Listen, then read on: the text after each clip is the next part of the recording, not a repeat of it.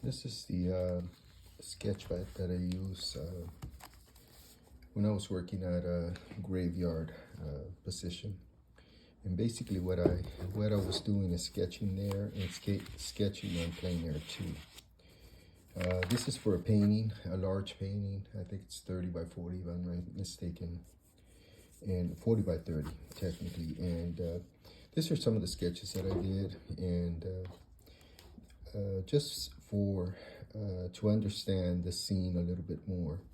This is the first one that I did. This was done at the office. At least I think it was done at the office. And just to study the rocks and the forms. And this was done in 2011, and more or less when I did that painting. This is this was a plein air. I remember this one. I did this one in plein air. This is Watson Lake, by the way. And again, you know, just studying, trying to understand the form of the rocks. The water was transparent. That was a challenge too. I mean, you could see right through it, and it was beautiful. And it was a late afternoon light. It was gorgeous. I mean, the blues just became intense. You know, just simple sketching, and as you can see, you know, cross hashing, just getting to understand the thing. I wasn't looking for a studio drawing or just sketching, understanding what I was seeing, learning from observation. And this rock on the side was a little bit of a challenge, and I'll tell you how I resolved it as I move on with this video. This, by the way, was ballpoint pen. This is this one was done, and where did I do this one? I want to say this. Yeah, this was plein air too. I did most of this one's plein air.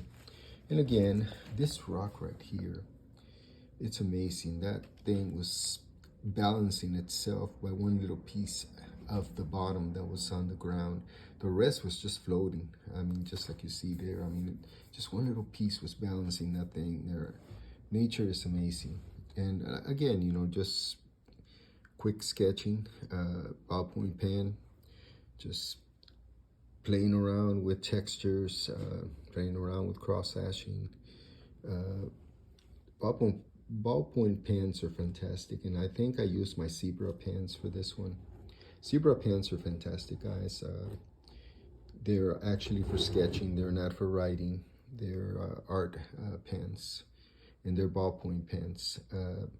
But I mean, like I said, I really enjoyed doing this sketches here. And this one I started going a little bit more high intensity with it. If you notice, the shading, the values got a little bit more intense than the other ones. I was trying to play with it, and this was done on location also. Most of the time the light was pretty similar from day to day. It's not until the day that I took the picture for the painting that I used in a small little color study that I did, that the colors got really intense. For some reason, the blues were so beautiful. And like I said, the water's transparent, it looks nice.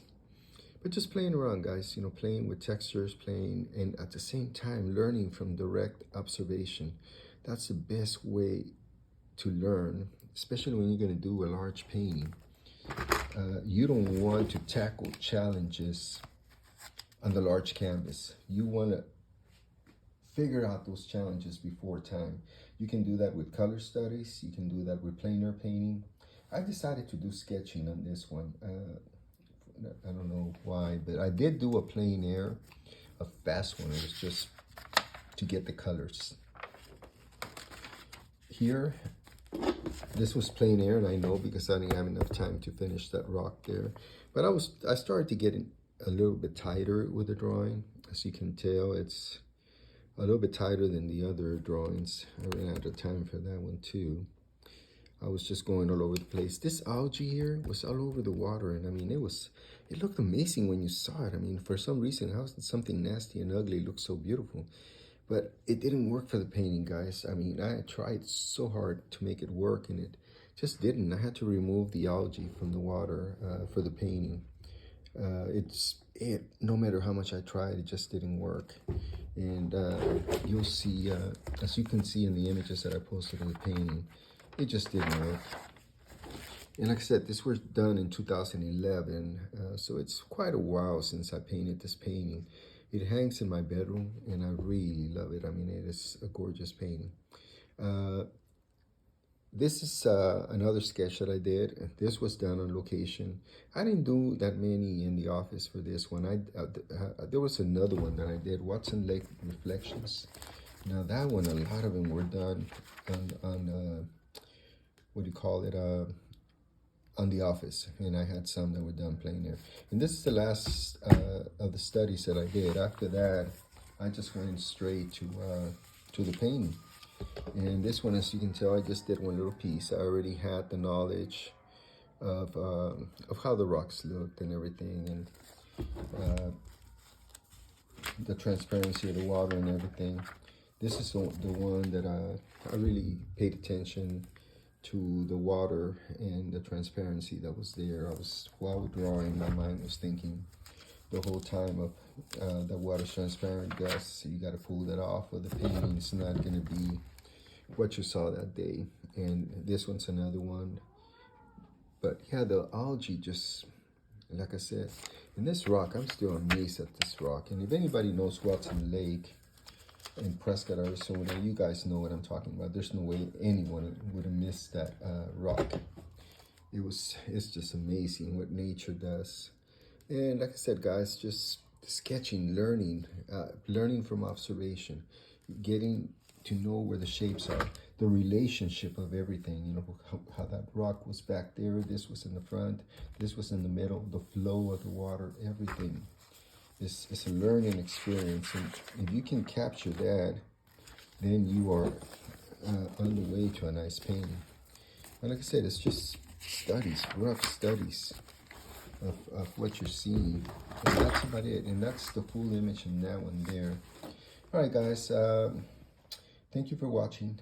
Really appreciate it, and hopefully you enjoyed the sketches as much as I did doing them.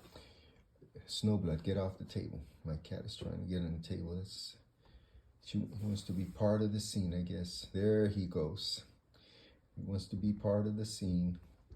So, yeah, guys, thanks a lot. I appreciate it. My cat is now taking over the camera. Get out of the way. Get out of the way. Now you drop my pens.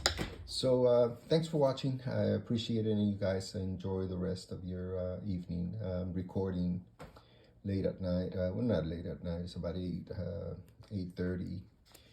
Just got out of work. So thanks, guys. Appreciate it. I mentioned to you guys that I was going to talk about the rock in the bottom, and I totally forgot. So that rock in the bottom was a challenge to paint. Man, the texture on that rock was unbelievable. It was really texture, what you call almost like race, sandpaper, terrier skin texture. And when I first tried to paint it individually with the brush, it became a mess. So I started thinking about it, and I said, man, how am I going to pull this off, and how am I going to get that to work? Well, basically after thinking about it for a while, and of course the sketches really help.